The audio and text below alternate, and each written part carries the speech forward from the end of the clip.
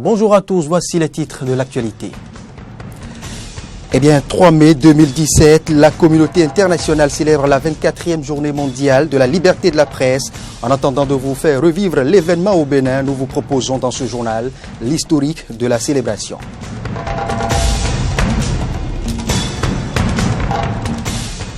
Sur le continent africain, outre la crise politique, le Burundi doit faire face à une pénurie chronique d'essence, raison évoquée par le gouvernement de ce pays, manque de devises. Et puis l'Ukraine tente de ressusciter un ancien observatoire astronomique en ruine après l'avoir laissé à l'abandon durant plus de 70 ans. Vous vivrez les détails dans ce journal.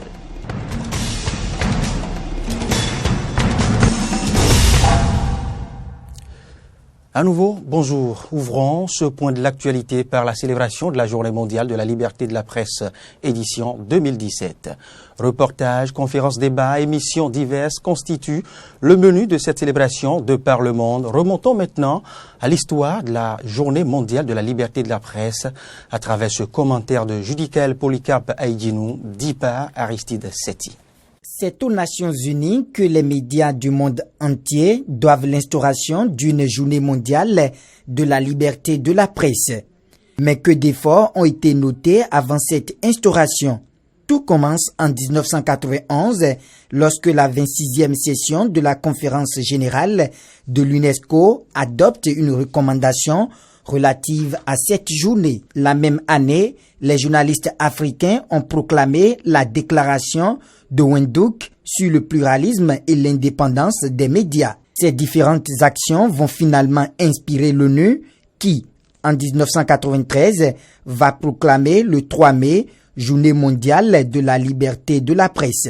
Elle offre ainsi l'occasion, tous les ans, aux acteurs des médias de célébrer les principes fondamentaux de la liberté de la presse et de rendre hommage aux journalistes qui ont perdu leur vie dans l'exercice de leur profession, entre autres. Choses qui seront observées encore cette année où les médias sont invités à réfléchir sur le thème des esprits critiques pour des temps critiques, le rôle des médias dans la promotion de sociétés pacifiques, justes et inclusives.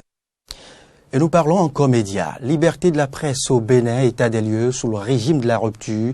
C'est autour de ce thème que se sont réunis ce 2 mai 2017 les journées médias du Bénin. Personnalités politiques, acteurs des médias, étudiants et des journalistes et sympathisants des hommes de la presse se sont réunis dans les locaux de l'école supérieure ESAE à Cotonou pour échanger sur le présent et l'avenir de la profession au Bénin.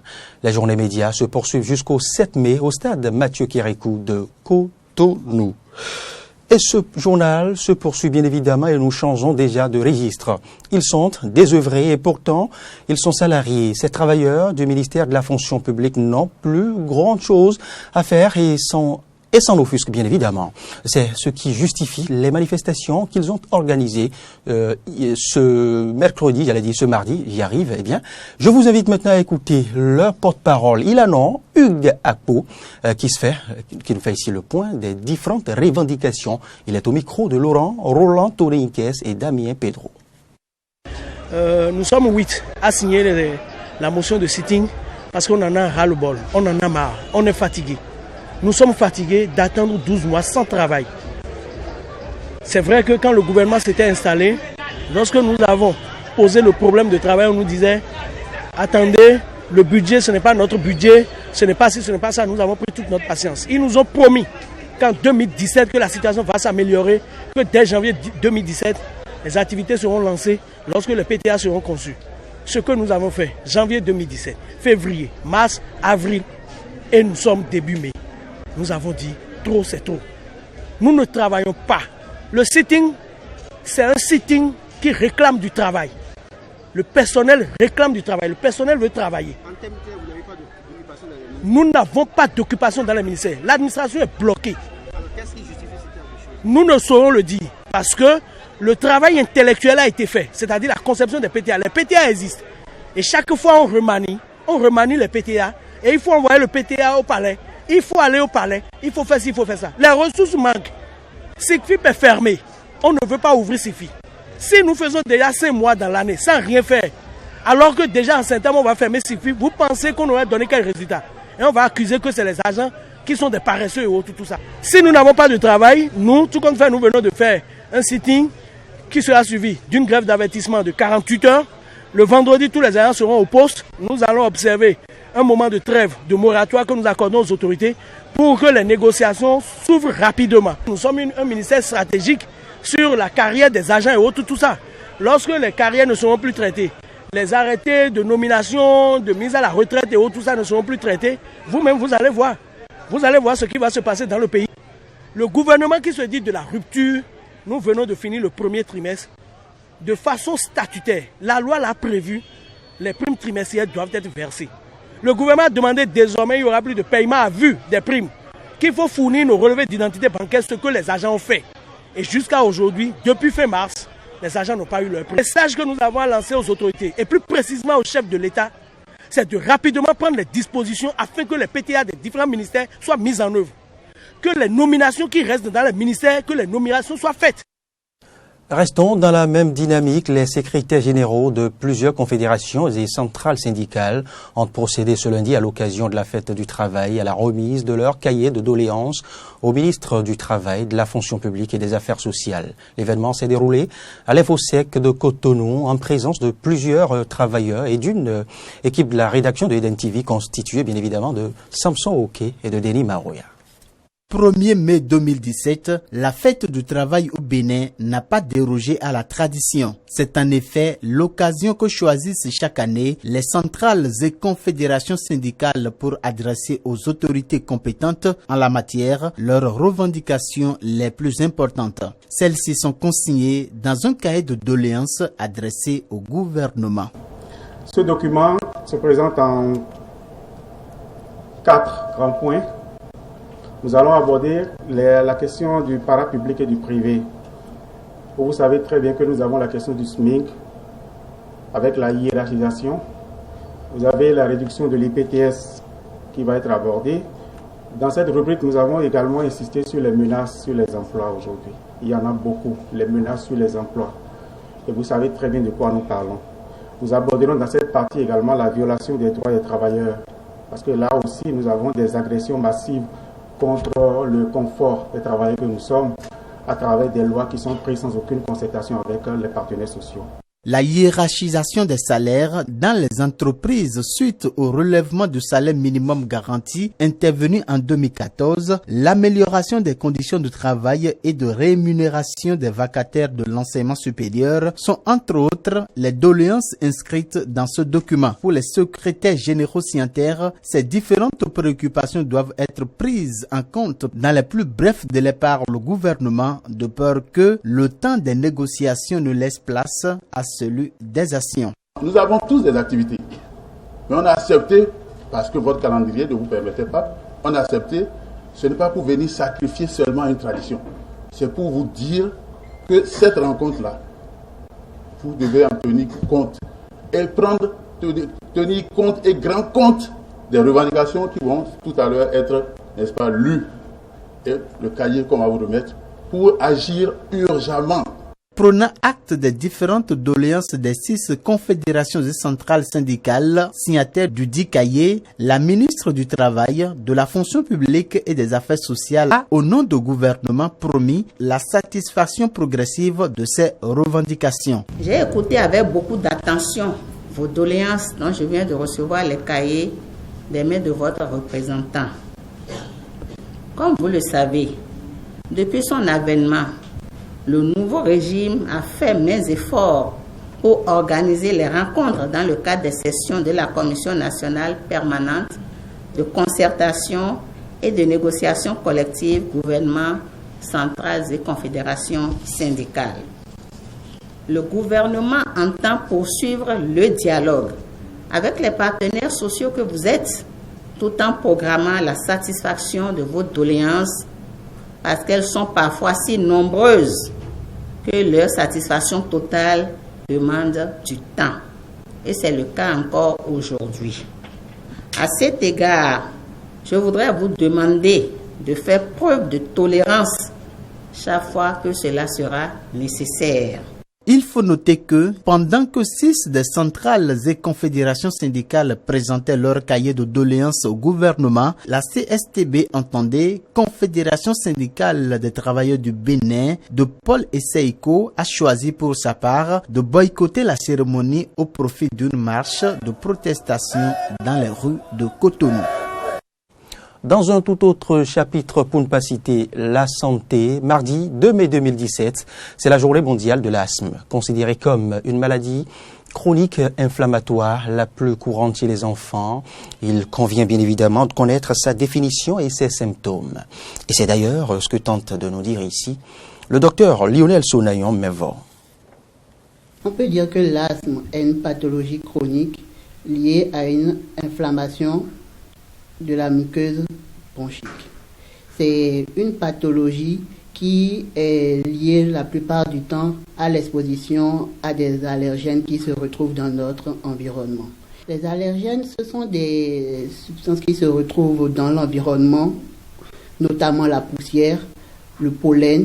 À Cotonou, on va citer la fumée des moyens de déplacement, des motos, des voitures, le parfum. Ce sont entre autres ces allergènes qui peuvent être à la base des crises d'asthme. Mais en dehors de ces allergènes, on retrouve également d'autres éléments comme un effort physique intense ou bien certains médicaments, notamment l'aspirine. Et la sévérité ou la gravité de la maladie ou de la crise peut être déterminée en fonction de la fréquence et de la chronologie de ces crises. Les symptômes, ce que nous rencontrons principalement, c'est une dyspnée. Une dyspnée, c'est une gêne respiratoire, donc une difficulté à respirer. Donc c'est le principal symptôme par lequel se manifeste l'asthme. Mais en dehors de ça, nous avons d'autres manifestations telles que les toux. Le sujet qui est pris d'une quinte de toux sèche, une toux sèche, on peut avoir parfois des éternuements. Ce sont des symptômes qui touchent les poumons, qui dénotent d'une atteinte de nos poumons, donc notamment la dyspnée, la toux, les éternuements. Ce sont ce que nous rencontrons la plupart du temps chez les patients qui viennent pour une crise d'asthme. L'actualité s'ouvre maintenant sur le continent africain. Le Burundi est désormais confronté à une double crise politique et économique. Plus d'essence dans les stations-service, la pénurie est plus prononcée dans les provinces selon plusieurs habitants et circulation et usagers de la circulation. Reportage. Dans la capitale Bujumbura, l'essence qui n'était disponible que 3 à 4 jours par semaine depuis plus d'un mois ne l'est plus que tous les 2 jours dans quelques stations selon des témoins. Et chaque fois qu'une station est approvisionnée, la nouvelle se répand comme une traînée de poudre. Des centaines de voitures et de bus se ruent sur celle-ci. Et en quelques heures, il ne reste plus une goutte, a décrit un client. La pénurie a provoqué une forte hausse du prix de l'essence au marché noir qui atteint par endroits la somme de 7 000 francs CFA burundais le litre alors qu'il coûte officiellement 2100 francs FBU. Le prix des courses de taxi s'est envolé. De nombreux conducteurs ont remisé leur voiture et font leur déplacement à pied dans une capitale à la circulation inhabituellement clairsemée. Il y a toujours de la pète car un client qui payait 1000 francs avant, quand tu lui demandes 2000 francs, il ne veut pas donner. Depuis hier, je suis dans la queue. Je suis venu à 6 h du matin et quitté à 17 h. Et aujourd'hui, je suis venu à 6 h. Et jusqu'à maintenant, je n'ai pas encore eu de l'essence. L'essence de Bouanzi, personne ne peut aller acheter parce qu'il mélange souvent avec du thé. C'est mélangé avec de l'eau. Alors nous, on a peur de ça. Convoqué en urgence par l'Assemblée nationale qui voulait s'informer des causes de cette pénurie, le ministre burundais de l'énergie et des mines, en charge du secteur pétrolier, l'a justifié par le manque de devises en quantité suffisante. La crise politique se double d'une crise économique accentuée par des sanctions financières de l'Union européenne et de ses pays membres qui représentent 70% de l'aide directe au pays. L'institution continue toutefois de financer directement le carburant destiné à des centrales qui fournissent environ 15% de l'électricité du pays. Toujours sur le continent africain, les Algériens se rendent aux urnes ce jeudi pour choisir leur député, un scrutin qui devrait confirmer la prééminence du parti présidentiel dont la participation est le principal enjeu. Ces élections, bien évidemment, législatives surviennent dans un climat de marasme économique et la campagne électorale a été très peu suivie. Les Algériens se rendent aux urnes jeudi pour choisir leur député, un scrutin qui devrait confirmer la prééminence du parti présidentiel et dont la participation est le principal enjeu. Ces élections législatives surviennent en plein marasme économique, le pays riche en or noir traversant une grave crise financière en raison de la chute de ses revenus pétroliers. Depuis que j'ai commencé à voter, je vote. Pour mon pays, je vote. Pour le FLN, mes parents sont tombés sur le champ d'honneur. Pour ce pays, c'est pas pour ne pas voter. La campagne électorale a été peu suivie par les Algériens qui semblent se passionner davantage pour celle de la présidentielle en France sur l'autre rive de la Méditerranée. Parti unique jusqu'en 1988, le FLN est la formation politique majoritaire au Parlement à partir de 1989, après l'instauration du multipartisme. L'Algérie, c'est mon pays. Je l'aime. Ce n'est pas un problème. Mais on a bénéficié de rien. Ils nous demandent de voter pour eux. Ils nous promettent plein de choses et après, on ne voit rien. Les législatives sont boycottées par un autre parti, l'Avant-Garde des Libertés, de l'ancien chef du gouvernement Ali Benflis, rival malheureux de Bouteflika à la présidentielle de 2014. Pourquoi je voterai? C'est l'occasion ou jamais de dire à ce système que c'est le moment de partir. On ne manifestera pas violemment. Nous n'avons qu'une seule Algérie. Donc, c'est l'occasion ou jamais. Je ne vote pas. Et je n'ai jamais cru au vote. Un nouveau parti islamiste concourt par ailleurs pour la première fois le Rassemblement de l'espoir de l'Algérie de l'ancien ministre islamiste Ahmad Goul, un farouche partisan du président Bouteflika. Et pour terminer ce point de l'actualité, nous faisons maintenant une dernière escale, cette fois-ci en Ukraine. Un ancien observatoire astronomique en ruine et perdu au milieu des Carpates se voit offrir une seconde vie, cette fois-ci, après avoir été laissé à l'abandon durant plus de 70 ans. Rappelons que cet observatoire est construit sur un site époustouflant et difficilement accessible. Il a de nombreux atouts à faire valoir, au-delà bien évidemment du domaine scientifique. Les Ukrainiens l'appellent l'éléphant blanc. Perché à plus de 2000 mètres d'altitude, cette bâtisse est un ancien observatoire astronomique au destin d'étoiles filantes. Inauguré en 1938 sur un territoire à l'époque polonais, il est évacué un an plus tard lorsqu'éclate la Deuxième Guerre mondiale. Laissé à l'abandon, il devient ensuite un refuge improvisé pour touristes. Il n'y avait pas de toit, tous les étages s'étaient effondrés, ce qui a produit un amoncellement de briques, de pierres et par-dessus les ordures que les touristes ont laissées là pendant des années. La hauteur des tas de débris atteignait plus de 2 mètres par endroit. Selon un décompte provisoire, il y avait environ 100 mètres cubes de débris. En 2008, des travaux de restauration débutent, lents et compliqués, en raison du climat extrême et de l'isolement du site. Le projet est élaboré par des scientifiques ukrainiens et polonais pour un coût d'environ 900 000 €. Avant tout, il pourrait servir de station météorologique pour fournir constamment des données en régime automatique. Puis, il pourrait permettre d'étudier la qualité de l'air et son mouvement transfrontalier, ce qui est très important et ce à quoi on prête beaucoup d'attention en Europe.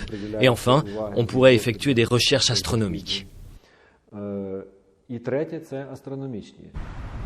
Situé dans le parc national des Carpates, l'ancien observatoire est aussi un endroit privilégié pour profiter d'une faune et d'une flore exceptionnelles, à même de séduire les touristes.